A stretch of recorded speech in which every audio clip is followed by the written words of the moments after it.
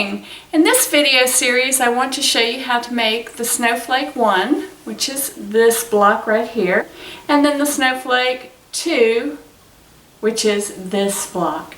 And let's hope the dog doesn't bark so we can get through this. The first thing you need to do is you need to really stabilize your fabric. So here I have my block cut, and you can see I've got it stabilized with a product called Pelon Shape Flex. And this is what Pelon Shape Flex looks like. It's cloth on one side and it's glue on the other.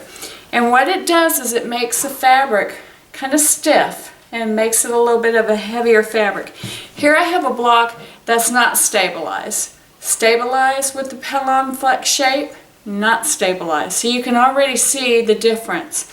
And this is really important because after we make all these blocks, you're going to sew them together in the old traditional way to make this very long table runner.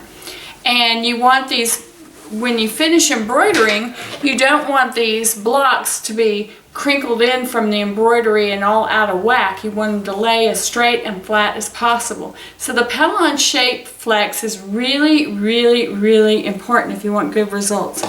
The second thing you need to have is a strong stabilizer. And here I have stabilized my hoop with Aquamesh by OESD. And Aquamesh is like a mesh stabilizer. It's heavily woven so it can support the project in the hoop, because we're going to be creating the block inside the hoop. If we hoop the entire fabric, all this wouldn't be necessary. So I'm saving you a lot of money by just having you cut your fashion fabric or your quilter's fabric in small 7 by 8.5 pieces instead of hooping all this extra fabric in the hoop. So because I'm saving you money on your fabric, please, please, please, if you want good results, you must use the Shape Flex by Pelon, and you must use a good water-soluble stabilizer. And hey, let me tell you something. I use poly mesh stabilizer, and my first placemat, my first table runner that I did, I couldn't get the squares together because it was all crinkly. I had tucks everywhere, and it just was not a good result. This stuff right here is also a water-soluble stabilizer. It's not appropriate for this type of position, for this type of project. It's just not going to work. It's like plastic. You can also use Floriani Wet and Gone. I did use the Floriani Stitch and Wash, and it did not hold the project in the hoop. It started separating around the edges. I also used a tearaway. It punched out through the hoop.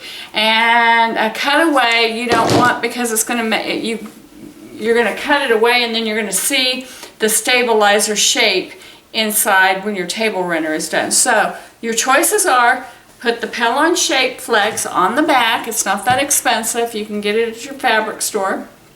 Pelon Shape, iron it to the back using the instructions from the manufacturer, and then hoop a good quality water stabilizer. The two I recommend, OESD Aquamesh or Floriani Wet and Gone. Okay, so let me take you over to the sewing machine, and I'll show you how this is done. The first thing that we're going to do is stitch a placement line for our fabric.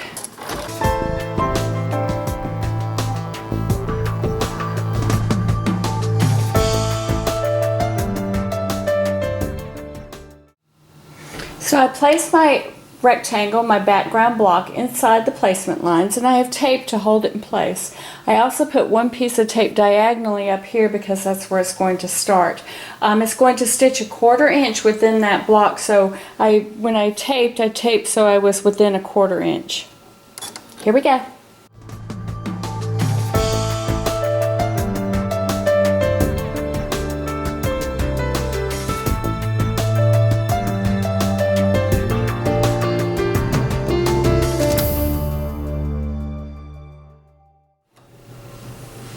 The next thing I want to do is I want to tape the squares down on the inside the tack line that you just stitched. So I have a square in each corner, and the squares are right side together. So this is the right side and this is the wrong side facing up. And you want to tape them right here on the edge.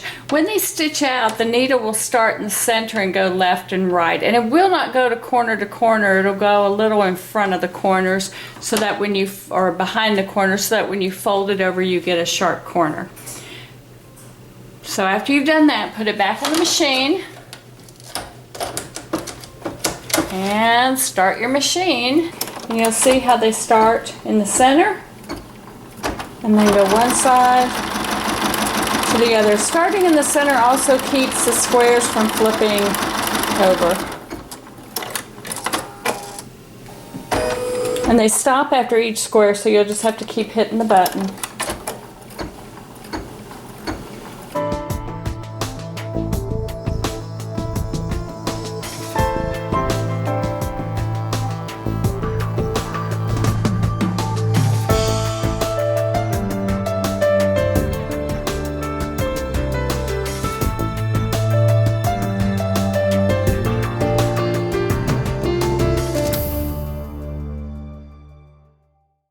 When it stops, I want you to take this out of the hoop, remove the tape, finger press these back, and then tape them out of the way. I have returned the hoop to the machine, and now I'm going to start the machine again, and it's going to stitch a little circle right here in the middle for where another placement line.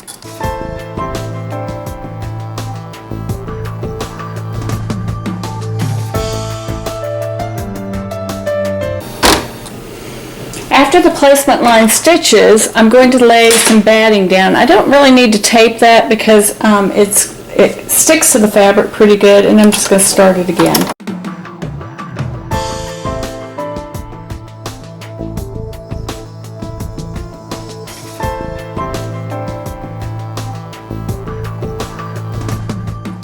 My batting was a 4-inch square, and you can see it went around twice to give it a really good stitching down, a good tack, so you can really maneuver it. Now what I want you to do is take this out of the hoop, and I want you to trim away all this excess batting and cut really close to the stitch line without cutting through the stitch. I want you to see how close I trimmed that out. Really close to the stitch lines. Alright, now I'm going to put some fabric first and then some organza, sparkly organza, over this batting. Alright, I cut my pieces a little bit skinny and then wide so you can see the difference between the fabric and the organza. The organza is really sheer and it's very shiny, it shimmers. I love to use that on anything snowish. Alright, now I'm going to start the machine, and it's going to tack all these layers together.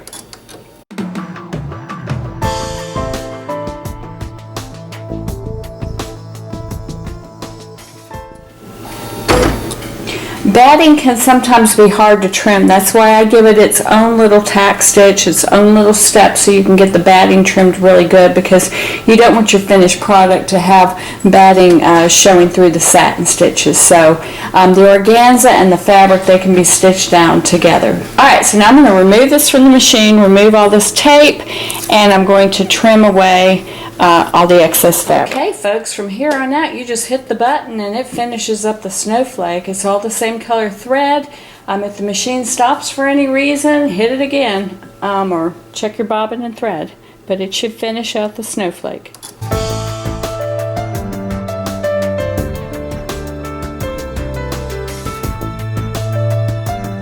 When you're finished stitching out the snowflake, go ahead and trim away the stabilizer. Trim the block so that it's 6.5 inches by 8 inches. You'll see you'll be really close to where your tack stitches were.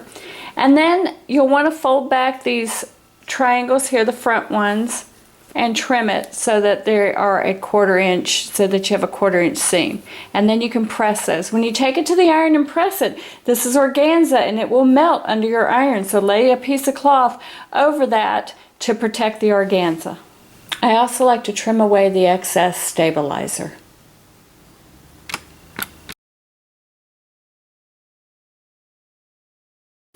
Now I'm going to show you how to stitch out snowflake number 2. First you have to load OESD Aqua Mesh or Floriani Wet and Gone into the hoop. That's your stabilizer, and then you're going to start your machine and it will stitch the placement line.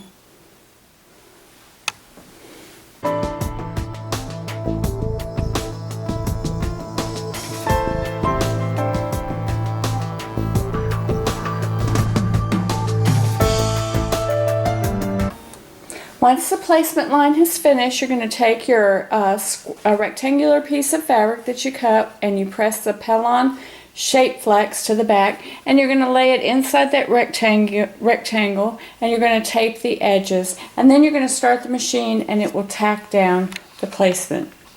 It will tack down the fabric. All of the tape that I placed down is within a 1/4 inch seam allowance because the tack stitch will be within a 1/4 inch and I don't want it stitching over the tape.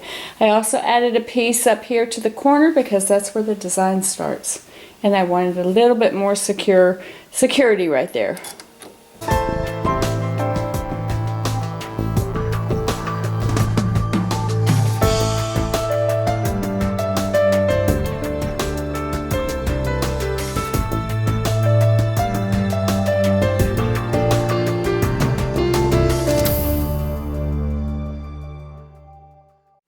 When the machine stops, remove the tape and then go ahead and lay your 4 squares in each of the corners inside the tack line that you just stitched. Take a piece of tape, the fabric will be right sides together, so this is the right side of your placement of your background fabric and this is the wrong side facing up, so the two right sides are together. Then you're going to take tape and lay it across a good piece of tape, lay it across each of the squares diagonally. The stitches are going to start in the middle and stitch left, right, so you only really need one corner tacked down for it to stay in place. Start your machine and it's going to tack down the triangles.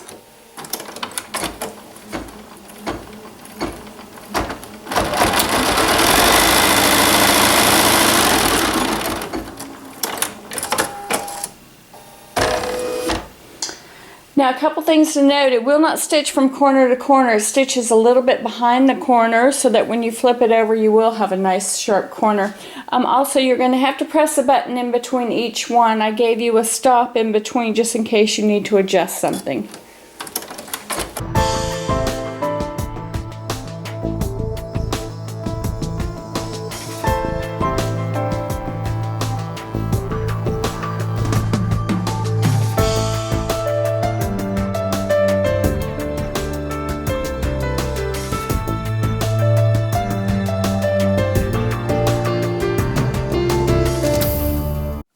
When the machine stops, take the hoop out of the machine and fold each of these triangles back. Give it a good finger pressing and then tape them back like this just to get those triangles out of the way.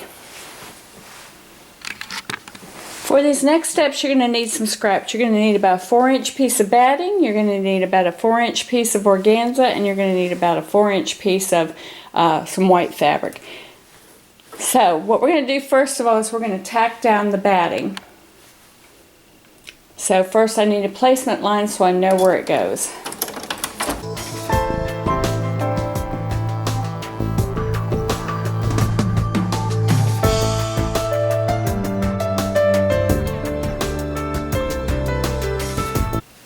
So after my placement line stitches, I'm going to lay a piece of batting or fusible fleece down over the placement lines. Then I'm going to start the machine and stitch it down or tack it down. I like to give the batting its very own placement line because it's a little bit harder to cut than the fabric.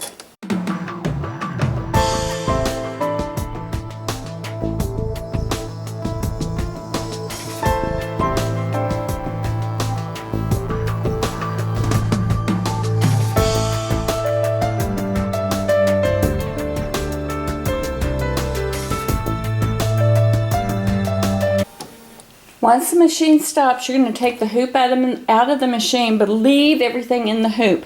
You're going to take some scissors and trim really close to these stitch lines to remove the excess batting. So I'm going to do that now. I want you to see just how close I cut to those stitch lines. Pretty close. In this next step, I've gone ahead and I laid down my white fabric and then I laid down my organza fabric, and now I'm going to start the machine and it will tack both layers down at the same time.